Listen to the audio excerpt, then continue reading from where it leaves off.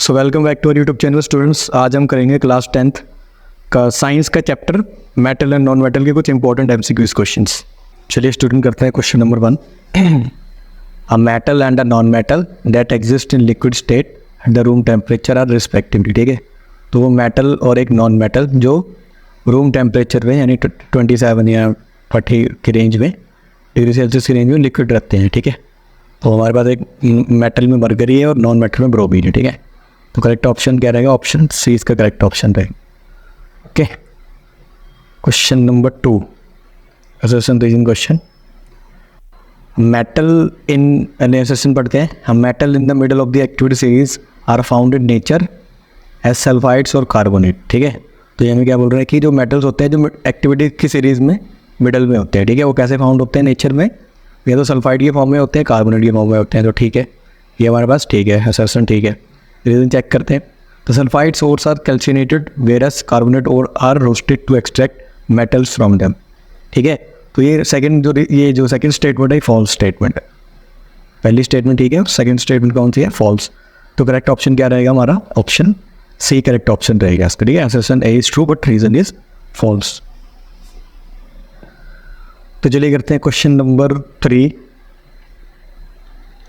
The metal which are found in both free state as well as combined states are। तो free state में भी जो मिलते हैं मेटल हमें और कंबाइंड स्टेट में भी मिलते हैं। ठीक है, तो कौन से रहेंगे हमारे पास? Copper and silver. ठीक है, copper and silver free state में मिलते हैं हमें और ये कंबाइंड स्टेट में भी मिलते हैं। ठीक है, तो इसका करेक्ट ऑप्शन सी रहेगा। क्वेश्चन नंबर 4, अगेन ये असर्शन रीजन वाला क्वेश्चन है। चेक करते हैं इसको। इसमें चेक करते हैं पहले, सबसे पहले असर्शन को चेक करते हैं। ठीक है, the extraction of metal from the sulphide ore can not take place without roasting of the ore. ठीक है, तो पहली स्टेटमेंट हमें क्या बोल रही है हमारे पास कि जो मेटल को एक्सट्रैक्ट करते हैं ना, तो हम बिना उनकी the extraction of metal from the sulphide ores can not place without roasting of the ore. ठीक है, तो बिना रोस्टिंग के हम सल्फाइड ओर्स को बाहर नहीं निकाल सकते। स्टेटमेंट हमारे पास ठीक है। सेकेंड स्टेटमेंट चेक करते हैं। Roasting convert sulphide ores directly into metals. हाँ ठीक है, तो रोस्टिंग क्या करती है हमारे पास? सल्फाइड ओर्स को सीधा मेटल में कन्वर्ट कर देती है। तो स्टेटमेंट भी, सेकंड स्टेटमेंट भी ठीक है। तो दोनों स्टेटमेंट ठीक है, बट ये जो रीज़न नहीं है पहली वाली स्टेटमेंट का। ठीक है, तो इसका क्या ऑप्शन रहेगा हमारे पास? इसका ऑप्शन रहेगा ऑप्शन बी। ठीक है, both assertion and reason are true and reason not the correct explanation. दोनों स्टेटमेंट आपस में ठीक है, बट वो रीज़न नहीं है उसका करेक्ट। ठीक है, question number 5। Question number 5, the most reactive metal among the following towards cold water is. तो कोल्ड वाटर के लिए सबसे ज़्यादा रिएक्टिव मेटल हमारे पास कौन सा होता है? पोटेशियम। ठीक है, तो उसका करेक्ट ऑप्शन क्या रहेगा? Option B. क्वेश्चन नंबर 6 को चेक करते हैं। इसमें हमारे पास पहले असर्शन को चेक करते हैं। Silver oxide is an amphoteric oxide. ठीक है, तो सिल्वर ऑक्साइड और एम्फोटेरिक ऑक्साइड है। हाँ ठीक है, बिल्कुल ठीक है। Metal oxide which react with both as well as basis are called amphoteric oxide. ठीक है, तो जो मेटल ऑक्साइड एसिड और बेस दोनों से रिएक्ट करती हैं उसको हम लोग क्या बोलते हैं? एम्फोटेरिक ऑक्साइड बोलते हैं। तो स्टेटमेंट 1 भी ठीक है हमारे पास, 2 भी ठीक है। ठीक है, और तो ये जो सिल्वर की जो ऑक्साइड है हमारे पास दोनों से रिएक्ट करती है, वो मेटल एसिड से भी और बेस से भी, इसलिए एम्फोटेरिक ऑक्साइड है। तो उसका रीजन भी ठीक है हमारे पास। ठीक है, तो इसका ऑप्शन क्या रहेगा? Option A. ठीक है, कि दोनों असर्शन रीजन हमारे पास ठीक है और रीजन भी इसका करेक्ट है। सेकंड स्टेटमेंट पहले वाले को एक्सप्लेन कर रही है, उसका करेक्ट रीजन है वो। Question number 7। Question number 7, a metal X is used in thermite process when X is burned in air it gives an amphoteric oxide Y. X and Y are respectively. ठीक है, तो क्या बोल रहे हैं हमारे पास? एक मेटल एक्स है जो किस में यूज होता है? थर्माइट प्रोसेस में यूज होता है हमारे पास। ठीक है, तो थर्माइट प्रोसेस में कौन सा मेटल यूज होता है? अल्मोनियम यूज होता है। ठीक है, When X is burnt in air, it gives an amphoteric oxide. तो अल्मोनियम होता है हमारे पास। अब अल्मोनियम में जो बर्न करते हैं हम यहाँ पे, तो हमें क्या मिलता है यहाँ पे? एल्युमिनियम ऑक्साइड मिलता है। ठीक है, तो X हमारे पास क्या रहेगा? एल्युमिनियम, और Y हमारे पास क्या रहेगा? Aluminium oxide. तो करेक्ट ऑप्शन क्या रहेगा इसका?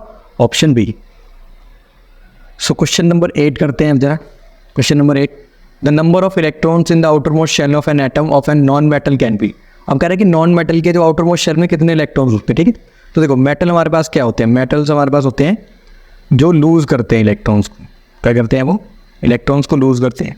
और जो नॉन मेटल होते हैं हमारे पास, नॉन मेटल्स कौन से होते हैं? जो गेन करते हैं इलेक्ट्रॉन्स, क्या करते हैं? गेन। तो जो गेन करेंगे ऑब्वियसली बात है उनके लास्ट वाले शेल में क्या होंगे? फ्री इलेक्ट्रॉन्स हमारे पास अवेलेबल, खाली होगा वो शेल, हमारे पास क्या होगा? खाली शेल होगा, ठीक है। तो 5 हो सकता है, ठीक है, 6 हो सकता है, 7, क्योंकि लास्ट वाले शेल में कितने इलेक्ट्रॉन्स आते हैं? 8 आ सकते हैं, तो ये 5 हो सकता है कि 3 गेन कर लेगा, या फिर 6 हो सकता है, इसमें है ना हमारे पास 6 हो सकता है हमारे पास कि भाई 2 गेन कर लेगा, या फिर हमारे पास 7 हो सकता है यहाँ पे। तो ये हमारे पास कन्फिग्रेशन इसकी क्या हो सकती है? हो सकती है यहाँ पे, ठीक है। आउट ऑफ कन्फिग्रेशन 5, 6 और 7। 8 तो नहीं हो सकता है इसमें, ठीक है, 3 भी नहीं हो सकता है इसमें, 1 और 2, तो वो मेटल बन जाएगा, ठीक है। तो करेक्ट ऑप्शन क्या रहेगा इसका? ऑप्शन सी हमारे पास करेक्ट ऑप्शन रहेगा।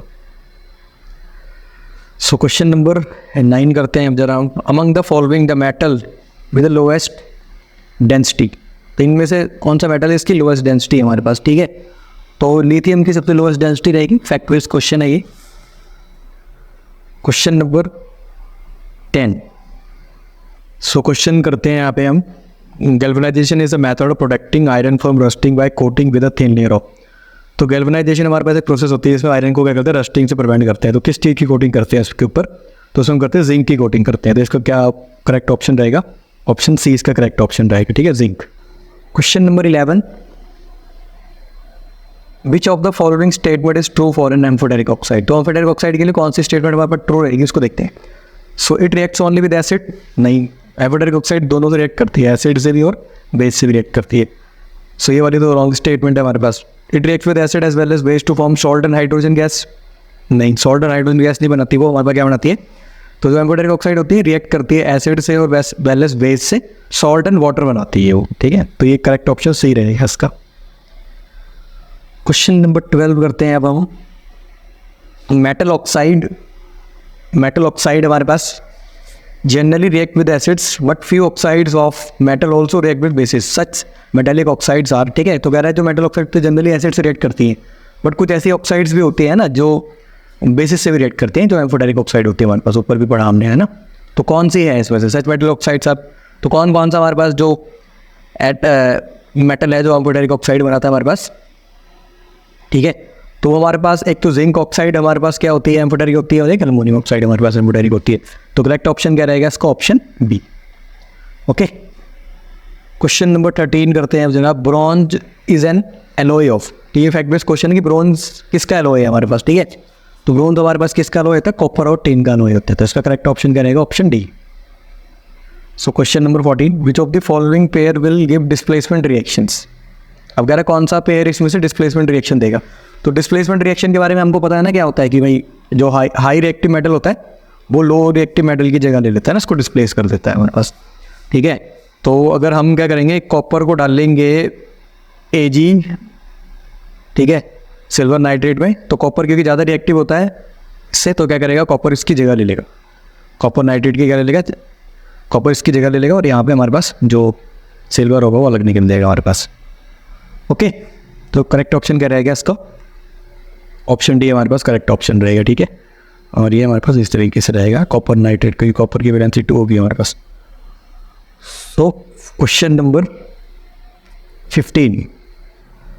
विच of the following method is suitable for preventing an iron frying pan from rusting? तो हमारे पास एक आयरन फ्राइंग पैन है, ठीक है। इसको रस्टिंग से बचाने के लिए कौन सा सुटेबल मेथड रहेगा? देखो अब क्योंकि हम खाने के लिए यूज़ करेंगे इसको ना, तो इसमें ग्रीस तो लगा नहीं सकते, ना पेंट लगा सकते हैं, पेंट लगाएंगे तो वो मेल्ट हो जाएगा, ठीक है। तो हम जिंक की कोटिंग कर देंगे। तो जो बेस्ट सुटेबल मेथड रहेगा हमारे पास कोटिंग ऑफ जिंक, ठीक है, जिंक की कोटिंग कर देंगे इसके ऊपर, बेस्ट मेथड रहेगा, ओके। सो क्वेश्चन नंबर अब हम करेंगे 16 क्वेश्चन करेंगे, ठीक है। तो 16 क्वेश्चन करते हैं हम यहाँ पे। An element reacts with oxygen to give a compound with a high melting point. This compound is also soluble in water. The element is likely to be, ठीक है। तो कह रहे हैं हमारे पास एक ऐसा एलिमेंट है जिसको हमने क्या करना है, हीट करना है, इसको ऑक्सीजन से रिएक्ट करना है। ए मेटल है, इसको ऑक्सीजन से रिएक्ट करेंगे हम, तो एक कंपाउंड देगा जिसका हाई मेल्टिंग पॉइंट होगा, ठीक है। तो देखो कैल्शियम लेंगे अब यहाँ पे, ठीक है। तो जो कैल्शियम होगा, कैल्शियम को जब ऑक्सीजन से रिएक्ट करेंगे तो हमारे पास क्या बनाएगा, वो बनाएगा कैल्शियम ऑक्साइड बनाएगा, ठीक है। ये हाई मेल्टिंग पॉइंट होगा इसका CaO, और ये पानी के अंदर सोल्यूबल भी होगा यहाँ पे, ठीक है। तो हमारे पास क्या ऑप्शन रहेगा इसका? ऑप्शन ए कैल्शियम, ठीक है। सो क्वेश्चन नंबर 17 करते हैं। क्वेश्चन नंबर 17 हमारे पास, food cans are coated with tin and not with zinc because, clear, food cans होती हैं, ठीक है, उनको हम टिन से कोटिंग करते हैं, जिंक से नहीं करते। क्यों नहीं करते? Zinc is a costlier than tin, नहीं ये नहीं है। Zinc has a higher melting point than tin, ये भी नहीं है हमारे पास। Zinc is more reactive than tin, ठीक है, तो जिंक हमारे पास ज़्यादा रिएक्टिव है टिन से, ठीक है, तो इसलिए हम उसको क्या करते हैं, यूज़ करते हैं कोटिंग करने के लिए, ठीक है। तो फूड कैंस होती है, इसमें हम जिंक किसकी कोटिंग करते हैं, टिन की कोटिंग करते हैं यहाँ पे, क्योंकि जिंक ज़्यादा रिएक्टिव होता है हमारे पास किससे, टिन से। ओके, सो क्वेश्चन नंबर 18 करते हैं अब, generally metals with, question number 18 करते हैं हम यहाँ पे, ठीक है, क्वेश्चन नंबर 18 करेंगे।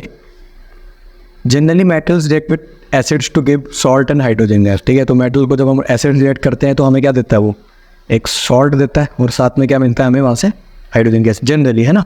विच of the following acid do not give hydrogen gas on reacting with metal, ठीक है, तो हमारे पास जो HNO3 है ना, जब HNO3 को हम किसी मेटल से क्या करते हैं, रिएक्ट करते हैं, जैसे किसी मेटल सुख को आपने HNO3 रिएक्ट किया तो यहाँ पे कोई भी सॉल्ट बनेगा, है ना, कोई भी सॉल्ट बनेगा, साथ में हाइड्रोजन गैस बनेगी।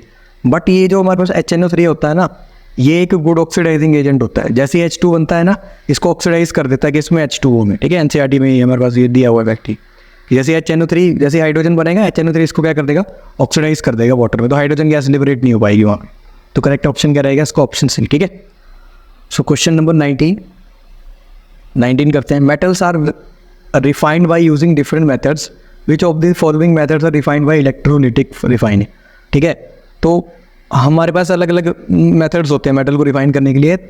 सो इनमें से कौन से मेटल को हम इलेक्ट्रोलिटिक रिफाइनिंग से क्या करते हैं, रिफाइन करते हैं, तो हम किसको करते हैं, गोल्ड को हम क्या करते हैं, रिफाइन करते हैं, किससे, by the method of electrolytic refining, है ना। उसमें क्या करते हैं, 2 इलेक्ट्रोड लेते हैं और फिर बैटरी लगाते हैं यहाँ पे, वो इसको तरीके को बोलते हैं इलेक्ट्रोलिटिक रिफाइन।